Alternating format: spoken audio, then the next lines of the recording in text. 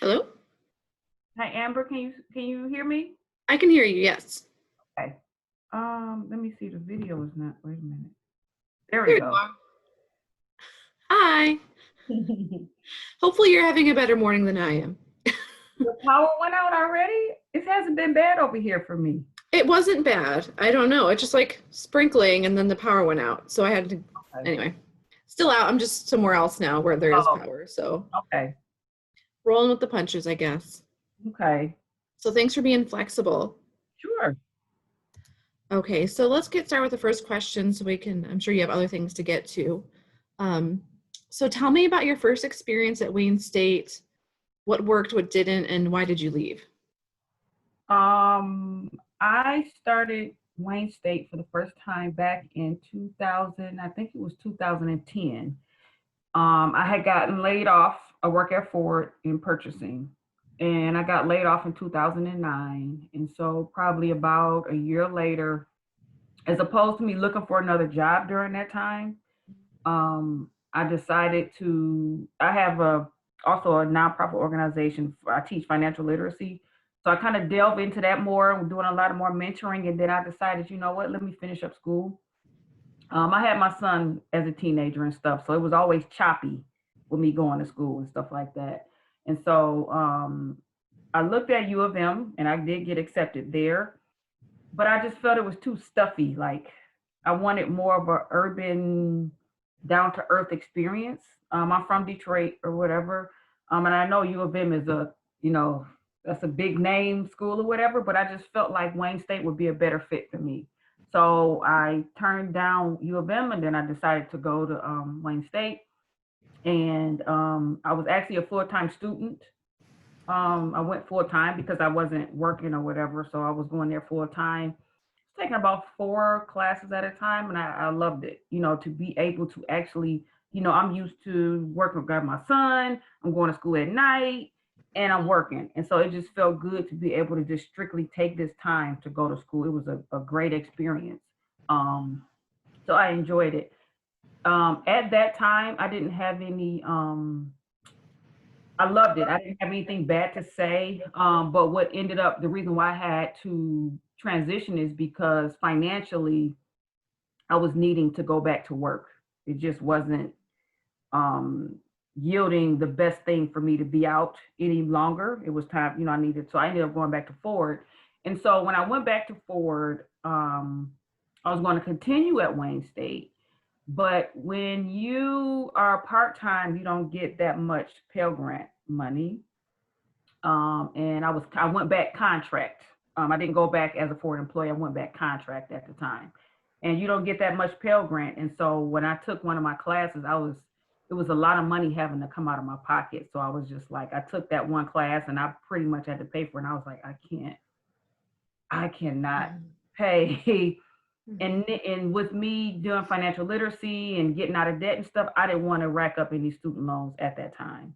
I've never had student loans. I always had Pell Grants and stuff like that. Okay. So that's why I took the a statistics class, and that was it. I think I stopped. That my last class was like in 2013 or 14, and I didn't go back until 2019 when I found out about the Warrior Way Back program. Okay.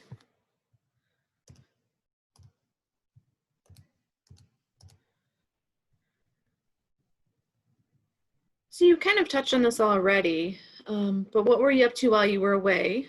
And what led you to come back, which sounds like it was the Worry Way Back program. But what were some of your concerns about coming back as an older student? Um, I didn't. Well, while I was away, when I left, I was working. I was back at Ford. I'm grown. I got bills. I got to Yeah. pay, and got a son and stuff like that. And so that was my main concern. Is like, you know what? This is just not what I can do right now. Will I ever do it? I don't know. And so I didn't have any concern on coming back because of my age. I'm 42 now. My concern was how will I pay for it? That was my biggest concern because Wayne State is expensive. Mm-hmm. Um, and I've always not wanted to do student loans. Never. I did not want to do student loans. Um, but I didn't have that far to go to finish. So I said, well, we'll see. And so I called I know I was always a block because I owed money or whatever. I think I owed like $1,500 from the class, and I was paying on that. And then I said, screw it. I'm gonna go to my counselor and see what's going on. Maybe I can what. So I went, and she said, we have a new program, the Warrior Way Back program. And I'm like, what is that? And she explains it. And all of the criteria she lists, you got to have, I think she said the most $1,500 you got to owe, blah, blah, blah. And pretty much everything she said, I qualified for. And so I was still on the fence about it because I was on the fence about getting student loans. Right. And I said, you know what? I only have I'll be done next year in the spring. I only have like a year and a half. Screw it. Let's go. Let's just finish it. And so that was my biggest reserve, was getting the student loan and the financial part of it. I'm still not happy about it, but it's way less than what most people pay for student loans. I'm only using like a year and a half of student loans. Right. And I've never used it ever before. So it sounds like you're very smart about it, using it the way it's meant to be used. And yeah. Whenever it's time for me to do the student loans, I talk to somebody, I'm like, to the nose. I only want what I need. I don't want a penny more.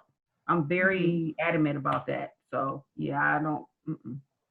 Yep. So tell me about your most recent experience at Wayne State, and how is it different than the first time around? I mean, of course, more technology, of course. I noticed they have more. Well, of course, now we have the Mike Ilitch School of Business, the new buildings and stuff like that. And then they have more entrepreneur programs. It seems like it's not as just typical. It's like it's opened up to more things to meet everybody. Sure. I would have to say the one disappointment, though, in coming back, because I went with things backwards. I worked at a job that pays well and all of that, which you would go to school for. And then I went to school. So I got to see what it's like. And then I went to school, whereas most people go to school and then they get maybe the dream job or whatever. And so I would say coming back, 2019, I came back. I guess the disappointment I had is that I don't think that there's enough real world, real work demonstration that goes on. In every class that I've had, when I do surveys or whatever with the teacher, I tell them, y'all should do some YouTube. Y'all should have people coming in from the job to come in to talk to people about exactly what it is. Because what I realized, what they show you in school is not so much of a match of what you're going to be doing. You know what I'm saying? You're not going to be doing all these formulas and stuff for stocks. You're going to be working. So it'd be nice to see, what is it really going to look like if I'm a financial planner, if I'm a budgeting analyst, what is this really going to look like, as opposed to just giving me the manual version? Give me the real world version also. So that's really my frustration with coming back. Really frustrating, because I already know that world, and it's like, this is going to be hard for them to make the match, And I think that's realistic given the field you're in, in business. It's a little bit more concrete, I guess. It's still flexible. You can do lots of different things, but there are very concrete real world applications that might not exist in other majors, but in your field it does. So I can see that. Yeah. So that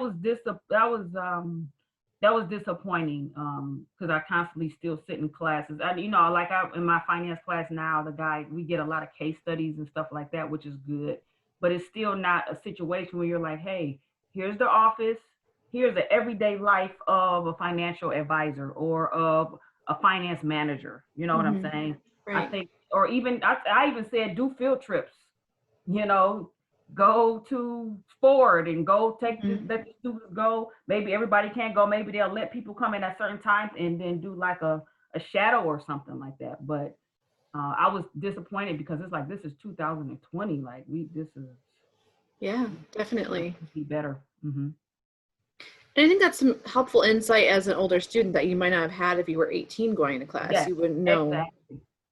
Exactly. Because it's funny, because a lot of the classes, I'm a senior, a lot of the classes, the people are like 20 something years old, but they think Mhm. I'm 20 something years old too. So, and then we do a project. Okay, so what time you want to get together? And they're like, oh, anytime or whatever. I'm like, well, I gotta work. I work Monday through Friday. They're like, oh, well, what time? I'm like, every day, 8 to 5. Every day, yeah. Like, how old are you? I'm like, I'm 42. They're like, what?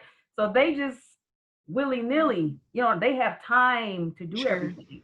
And so they have no idea, unless they do internships, they kind of get an idea. But a lot of them just focus strictly on that degree. And Have so you I think that found adult students in your classes as well, or are you consistently the oldest student, do you think? there are probably about maybe mm, the younger students definitely outweigh Hmm. the older students. It's definitely not a balance. It's probably 75% younger and 25% older students Okay. compared to that. Definitely, especially as I'm getting closer to graduating and go higher in my classes and stuff like that. Definitely, I've noticed that. But That's you're for not the only student who's older than typical. no, but it's very I'm close. Okay. Yeah, I'm close in many instances. It's been close. Okay. So in that same vein, what kind of advice or insight would you offer to an adult student thinking about returning? I would say do it. Mhm. Um, I would definitely say do it because, well, first of all, make sure you know what you're doing for how you're going to do this financially. That's the main thing, because Mhm. people have so many surprises. Because I teach financial literacy, I get people, they have these student loans. I'm like, I don't know what to do. And like, always sit down and plan, but don't let that scare you from going back to school. Try to figure out all you can, get Pell Grants, do scholarships and things like that. Maybe take 2 classes as opposed to taking a whole bunch at one time. In the beginning of my time, I took a lot of classes at community college. You know what I'm saying? So I would say, don't be scared. Go back. And then you got a lot of these teachers now. They'll give you the pop ones. You don't need to buy the book. Books are expensive. So a Mhm. lot of the teachers now are very flexible as far as the supplies and stuff like that. But I would say, if you're really passionate, if this is something that you just sleep every time you wake up, I want to go to school. I want to go to school. Years have gone past. Do it. Just do it. I would say do it. Okay. Hmm. Well, it looks like we went a little over our time. Let me stop the recording here.